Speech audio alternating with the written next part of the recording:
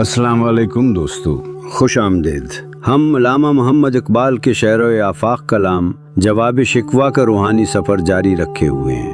پچھلے حصے میں ہم نے دیکھا کہ اللہ تعالیٰ انسان کو براہ راست جواب دیتے ہیں اور فرماتے ہیں، میرے خزانوں میں کوئی کمی نہیں، کمی ہے تو تلاش کرنے والوں اور سچے طالبوں کی۔ آج ہم جواب شکوہ حصہ 4 سنیں گے اور دیکھتے ہیں کہ اقبال کس شدت کے ساتھ امت مسلمہ کی کمزوری اور زبوں حالی کو بے نقاب کرتے ہیں۔ یہاں اللہ تعالیٰ کی زبان سے مسلمانوں کو آئینہ دکھایا گیا ہے تاکہ وہ غفلت سے جاگیں اور اپنے اصل مقام کی طرف لوٹ آئیں۔ یاد رکھیں، اقبال کے یہ اشعار محض تنقید نہیں بلکہ بیداری، خود شناسی اور امید کا پیغام ہے۔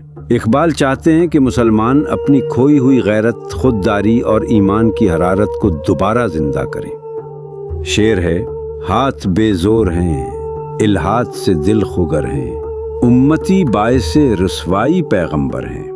اللہ تعالیٰ جھنجھوڑتے ہیں کہ تمہارے ہاتھوں سے عمل کی طاقت نکل گئی ہے، تمہارے دل ایمان سے خالی ہو کر دنیا پرستی کے عادی ہو گئے ہیں، اور افسوس تمہاری یہ حالت تمہارے نبی کے لیے شرمندگی کا باعث بن گئی ہے۔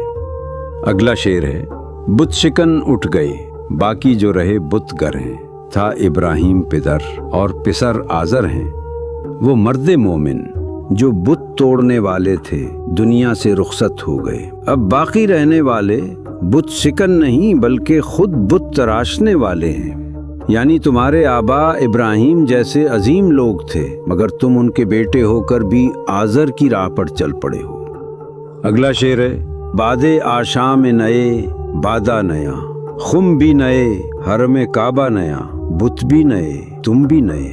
زمانہ بدلا انداز بدلے، خواہشات نئی ہو گئیں، لیکن افسوس تم نے کعبہ چھوڑ کر اپنے دلوں میں نئے بت تراش لیے ہیں۔ پہلے بت پتھر کے تھے، آج کے بت حرص، ہوس اور دولت کے ہیں۔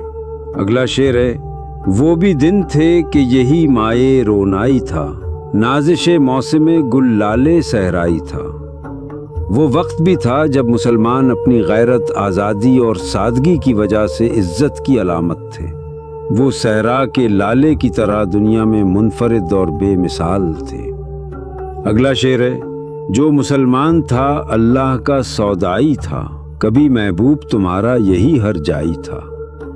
وہ دور بھی تھا جب مسلمان صرف اللہ کے عشق میں سرشار تھے، وہ اللہ کی محبت میں دیوانے تھے اور اللہ کے محبوب قرار پاتے تھے، مگر آج وہی مسلمان دنیا پرستی اور خود غرضی کے اسیر ہو چکے ہیں۔ اگر تمہیں یہی پسند ہے تو جاؤ اور دوسروں کی غلامی قبول کر لو۔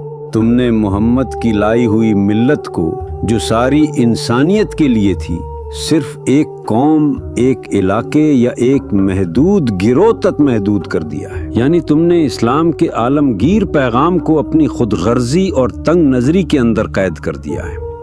دوستو، یہ تھا جواب شکوہ حصہ 4۔ ہم نے دیکھا کہ اللہ تعالیٰ انسان کو آئینہ دکھاتے ہیں۔ وہ کہتے ہیں کہ امت کی کمزوری اور زوال کی اصل وجہ یہ ہے کہ تمہارے ہاتھوں سے عمل جاتا رہا، دلوں سے ایمان اور عشق الہی نکل گیا اور تم نے اپنی اصل کو چھوڑ کر دنیا کے نئے بتوں کو اپنا لیا۔ انشاءاللہ اگلی ویڈیو میں ہم جواب شکوہ حصہ 5 سنیں گے، جہاں مزید اشعار میں اللہ تعالیٰ مسلمانوں کو حقیقت دکھاتے ہیں اور ان کے مسائل کی جڑ کو بے نقاب کرتے ہیں۔ اگر یہ ویڈیو آپ کو پسند آئی ہو تو لائک کریں، شیئر کریں اور چینل صوفی ازم پاکستان پیس یونیورسٹی کو سبسکرائب کرنا نہ بھولیں۔ اللہ ہمیں علامہ اقبال کے پیغام کو سمجھنے اور اپنی زندگی میں اپنانے کی توفیق دے۔ اب راجہ مشتاق کو اجازت دیجیے۔ اللہ حافظ و ناصر۔